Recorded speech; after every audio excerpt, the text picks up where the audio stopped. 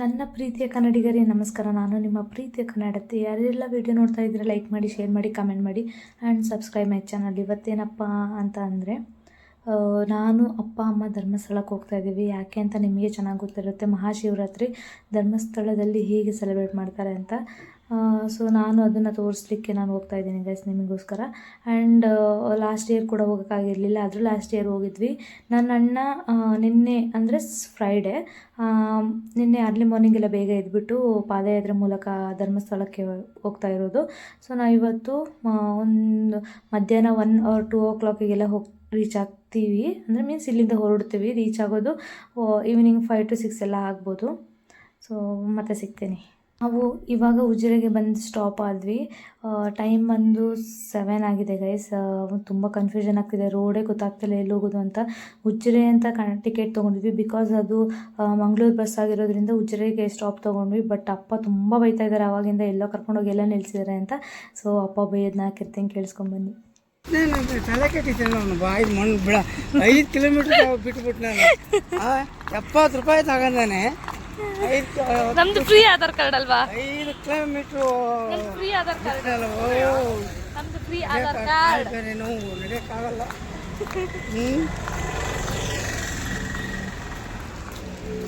ನಾವೇನಂದ್ರೆ ನಾವು ಉಜ್ಜಿರೆ ಸ್ಟಾಪ್ ಕೊಡಿ ಅಂತಂದ್ರೆ ಅದೆಲ್ಲ ಮುಂದೆ ಹೋಗಿ ಕರ್ಕೊಂಡೋಗಿ ನಿಲ್ಸಿದ್ದಾರೆ. ಸೊ ನಾವು ಅಲ್ಲಿಂದ ಕೇಳ್ಕೊಂಡು ಹೋಗ್ತಾ ಇದ್ದೀವಿ. ಕೇಳ್ಕೊಂಡ್ರಲ್ಲ ಅಪ್ಪ ಬೈದಿದ್ದು.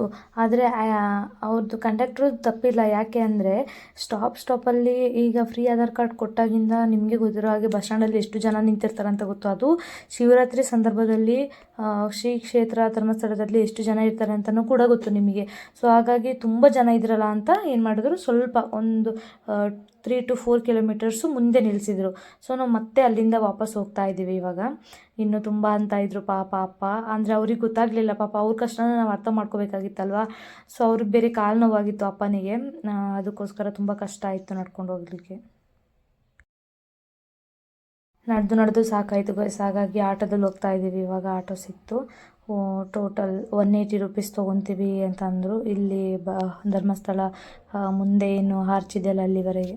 ನೋಡಿ ಗೈಸ್ ಹೇಗಿದೆ ಧರ್ಮಸ್ಥಳದ ಲೈಟಿಂಗ್ಸ್. ಇದು ಎಂಟ್ರೆನ್ಸ್. ಆ್ಯಕ್ಚುಲಿ ಓದೋರಿಗೆ ಗೊತ್ತಿರುತ್ತೆ, ತುಂಬ ಜನ ಹೋಗಿರ್ತಾರೆ ಆಲ್ಮೋಸ್ಟ್. ಪಾದಯಾತ್ರೆ ಬಂದ ಫಿಗರ್ ಸಿಕ್ಕಿದ್ರು ನೋಡಿ ಗೈಸ್. ಫುಲ್ಲು ಟಯರ್ಡ್ ಆಗಿದೆ, ಕಾಲೆಲ್ಲ ತುಂಬ ಊದ್ಕೊಬಿಟ್ಟಿತ್ತು. ಬರೀ ಕಾಲಲ್ಲಿ ಬಂದಿರೋದು ಅದನ್ನು. ಸೊ ನೋಡಿ ಅವ್ನ ಕಾಲು ಪೇನ್ ಆಗಿ ನಡ್ಕೊಂಡು ಹೋಗೋಕ್ಕೂ ಆಗ್ತಿರ್ಲಿಲ್ಲ. ಸೊ ತುಂಬ ಬೇಜಾರಾಯಿತು ನೋಡಿ ಅದನ್ನು. ಸೊ ಆಲ್ಮೋಸ್ಟ್ ಎಲ್ಲ ಚಪ್ಪಲ್ ಹಾಕ್ಕೊಂಡು ಬರ್ತಿದ್ರು, ಅವ್ನು ಮಾತ್ರ ಚಪ್ಪಲ್ ಯೂಸ್ ಮಾಡಿರಲಿಲ್ಲ. ಲಾಸ್ಟ್ ಇಯರ್ ಕೂಡ ಬಂದಾಗ ಚಪ್ಪಲ್ ಯೂಸ್ ಮಾಡಿರಲಿಲ್ಲ, ಮನೆಗೆ ಬಂದೇ ಹಾಕ್ಕೊಂಡಿದ್ದ ಚಪ್ಪಲನ್ನ. ಸೊ ಈ ಇಯರ್ ಕೂಡ ಚಪ್ಪಲನ್ನ ಮನೆಗೆ ಬಂದೇ ಹಾಕ್ಕೊಂಡ. ನೋಡಿ ಗಾಯ್ಸ್ ಎಷ್ಟು ಕ್ರೌಡ್ ಇದೆ ಅಂತ ನೀವೇ ನೋಡ್ತಿರ್ಬೋದು.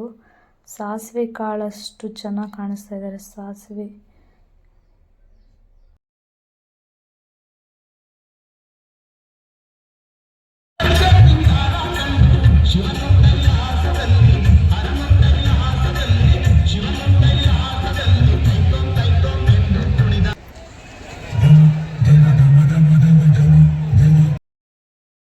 ಬಸ್ಸಲ್ಲಿ ಆಗಿರೋ ಒಂದು ಇನ್ಸಿಡೆಂಟ್ನ ನನ್ನ ಅಮ್ಮನ ಹತ್ರ ಶೇರ್ ಮಾಡ್ತಿದ್ದೆ. ನೋಡಿ ಪಾಪ ಹೇಗಾಗಿದೆ ಕಾಲಂತ. ನಾವು ಚಪ್ಪಲ್ ಹಾಕ್ಕೊಂಡು ಬಂದೆ, ನಮಗೆ ಎಷ್ಟೊಂದೆಲ್ಲ ಪೇನ್ ಆಗುತ್ತೆ ಚಪ್ಪಲ್ ಅದಾಯಿತು ಇದಾಯಿತು ಅಂತ. ಬರೀ ಕಾಲಲ್ಲಿ ಚಿಕ್ಕಮಂಗ್ಳೂರಿಂದ ಧರ್ಮಸ್ಥಳ ತನಕ ಹೋಗಿರೋದು. ಇದು ತುಂಬ ಪೇನ್ ಆಗಿತ್ತು. ಬೋಳ್ ಮಂಡೆ ಬೇರೆ ಮಾಡಿಸಿದ್ದ. ಸೊ ನಾನು ಅದನ್ನ ಟೀಸ್ ಮಾಡ್ಕೊಂಡು ಹೋಗ್ತಾ ಇದ್ದೆ, ಬೋಳ ಅಂದ್ಕೊಂಡು. ಸೊ ನೋಡ್ತಿರ್ಬೋದು ಅಂಗಡಿ ಎಲ್ಲ ಚೆನ್ನಾಗಿಟ್ಟಿದ್ದಾರೆ ಈ ಸಲ. ಸೊ ತುಂಬ ಚೆನ್ನಾಗಿದೆ. ಇದು ನೋಡ್ತಿರ್ಬೋದು ನೀವು ಧರ್ಮಸ್ಥಳದಲ್ಲಿಟ್ಟಿರುವಂಥ ಹಳೆ ತೇರುಗಳು. ಇದೇ ತೇರಲ್ಲಿ ಸ್ವಾಮಿಯ ಒಂದು ಇದನ್ನ ತೇರನ್ನ ಹೇಳ್ತಾ ಇದ್ರು. ದೂರದಿಂದ ನೋಡ್ತಿರ್ಬೋದು ದೇವಸ್ಥಾನ ಹೆಂಗೆ ಕಾಣಿಸ್ತಿದೆ.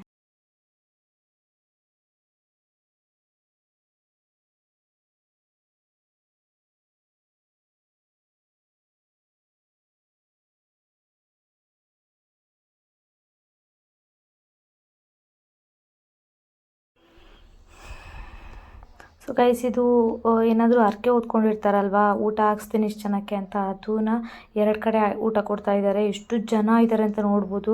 ಕ್ಯೂ ಅಲ್ಲಿ ಬಂದಿದ್ರೆ ಏನು ಅಂತ ಇರಲಿಲ್ಲ, ಅವರು ಕ್ಯೂ ಅಲ್ಲಿ ಬರ್ದಿರ ಗುಂಪಲ್ಲಿ ಬರ್ತಾಯಿದ್ರು. ಸೊ ಹಾಗಾಗಿ ಅವ್ರು ಏನಂದರು, ಏನು ಯಾವತ್ತೂ ಅನ್ನನೇ ನೋಡೇ ಇಲ್ವಾ ಆ ಥರ ಅಂದ್ಬಿಟ್ರು. ಅವಾಗ ನನಗೆ ಕೇಳ್ದೊಳಗೆ ನನಗೆ ಒಂಥರ ಅನ್ನಿಸ್ತು. ಸೊ ಆದರೂ ಜನಗಳು ಕೂಡ ಅದಕ್ಕೂ ಕಿವಿಗೆ ಹಾಕ್ಕೊಳ್ದಿರ ನುಗ್ಗಿ ಊಟ ಇಸ್ಕೊಳ್ತಾ ಇದ್ರು. ಬೇಜಾರಾಯಿತು ನೋಡಿ. ನಾನು ಇವಾಗ ನೇತ್ರಾವತಿಗೆ ಬಂದು ಸ್ನಾನ ಮಾಡಿ ಫ್ರೆಶ್ ಏನೂ ಆಗಿಲ್ಲ, ಬೊಟ್ಟೊಂದು ಇಟ್ಕೊಂಡಿದ್ದೀನಿ, ಲಿಪ್ ಬಾಮ್ ಒಂದು ಹಚ್ಕೊಂಡಿದ್ದೀನಿ ಅಷ್ಟೇ. ಸೊ ನೇತ್ರಾವತಿ ನೋಡ್ತಾ ಇರ್ಬೋದು ನೀವೇ. ಇಲ್ಲೂ ಕೂಡ ತುಂಬ ಬಿಸಿಲು, ತುಂಬ ಜನ ಇದ್ದರು. ನೀರು ಕಡಿಮೆ ಇರೋದ್ರಿಂದ ಪಟ್ ಅಂತ ಸ್ನಾನ ಮಾಡಿಕೊಂಡು ಬೇಗ ಬಂದುಬಿಟ್ವಿ. ಡ್ರೆಸ್ಸಿಂಗ್ ರೂಮ್ ಆಗಿರ್ಬೋದು ಚೆನ್ನಾಗೆಲ್ಲ ಇಟ್ಟಿದ್ದಾರೆ ಈ ಸಲ. ಸೊ ತುಂಬ ಚೆನ್ನಾಗಿತ್ತು ಗೈಸ್, ತುಂಬ ಅಂದರೆ ತುಂಬ ಬಿಸಿಲಿತ್ತು. ಇವಾಗ ಧರ್ಮಸ್ಥಳಕ್ಕೆ ಹೋಗ್ತಾ ಇದ್ದೀವಿ. ನಾವು ರಿಟರ್ನ್ ಟು ಚಿಕ್ಕಮಗಳೂರಿಗೆ ರಿಟರ್ನ್ ಹೋಗ್ತಾ ಇದ್ದೀವಿ. ದರ್ಶನ ಎಲ್ಲ ಚೆನ್ನಾಗಾಯಿತು, ತುಂಬ ಚೆನ್ನಾಗಿ ಮಾಡಿದ್ವಿ. ಸೊ ಇವಾಗ ಹೋಗ್ತಾ ಇದ್ದೀವಿ ಗೈಸ್. ನಾವು ಇವಾಗ ಮನೆಗೆ ಬಂದ್ವಿ. ಅನ್ಫಾರ್ಚುನೇಟ್ಲಿ ಏನಕ್ಕೆ ಅಷ್ಟು ಅರ್ಜೆಂಟಲ್ಲಿ ಬಂದಿದ್ದು ಅಂದರೆ, ನಾಳೆ ವರ್ಕ್ ಇದೆ ನನಗೆ. ಆ್ಯಂಡ್ ಹಾಗೆ ತುಂಬ ಜನ ಇದ್ದರು. ಅಂದರೆ ಹೇಳ್ಬೇಕಂದ್ರೆ ಮಹಾಶಿವರಾತ್ರಿನ ಇವತ್ತು ನೈಟ್ ತೇರು ಹಿಡಿಯೋದು. ಸೊ ನಮಗೆ ಅಲ್ಲಿ ಏನು ಅರ್ಧ ದಾರಿ ಹೋದ್ಮೇಲೆ ನಮಗೆ ಕಾಲ್ ಬಂದಿದ್ದು, ಇವತ್ತು ನೈಟ್ ಅಲ್ಲ ನಾಳೆ ನೈಟ್ ಅಂತ. ನಿನ್ನೆ ಅರ್ಧ ದಾರಿಗೆ ಹೋದ್ಮೇಲೆ ಗೊತ್ತಾಗಿದ್ದು. ಸೊ ಹಾಗಾಗಿ ಮತ್ತೆ ನಮಗೆ ಹಾಲ್ಟ್ ಆಗೋಕ್ಕೆಲ್ಲ ತುಂಬ ಕಷ್ಟ ಆಗ್ತಿತ್ತು. ಸೊ ಹೇಗೂ ಹೋಗಿದ್ದೀವಲ್ಲ, ಅಲ್ಲೇ ದರ್ಶನ ಮುಗಿಸ್ಕೊಂಡು ಊಟ ಎಲ್ಲ ಮಾಡಿಕೊಂಡು ಮತ್ತೆ ಇನ್ನೊಂದು ದಿನ ಯಾವಾಗಾದರೂ ಫ್ರೀ ಮಾಡ್ಕೊಂಡು ಬರೋಣ ಅಂತ ಅಂದ್ಕೊಂಡು ಅರ್ಜೆಂಟಲ್ಲಿ ವಾಪಸ್ ಬಂದುಬಿಟ್ವಿ. ಸೊ ಇವಾಗ ಬಂದಿದ್ದೀನಿ, ಟೈಮ್ ಬಂದು 3 o'clock ಆಗಿದೆ. ಸ್ವಲ್ಪ ರೆಸ್ಟ್ ಮಾಡಬೇಕು ಗೈಸ್, ತುಂಬ ಸುಸ್ತಾಗಿಬಿಟ್ಟಿದೆ. ಸೊ ನಾಳೆಯಿಂದ ವರ್ಕ್ ಸ್ಟಾರ್ಟ್ ಆಗುತ್ತೆ. ಸೊ ಯಾರೆಲ್ಲ ವಿಡಿಯೋ ನೋಡ್ತಾ ಇದ್ದೀರ ಲೈಕ್ ಮಾಡಿ, ಶೇರ್ ಮಾಡಿ, ಕಮೆಂಟ್ ಮಾಡಿ and subscribe my channel. Love you all. ಮತ್ತೆ ಸಿಗ್ತೀನಿ ಇನ್ನೊಂದು ವಿಡಿಯೋ ಜೊತೆ. ಬಾಯ್.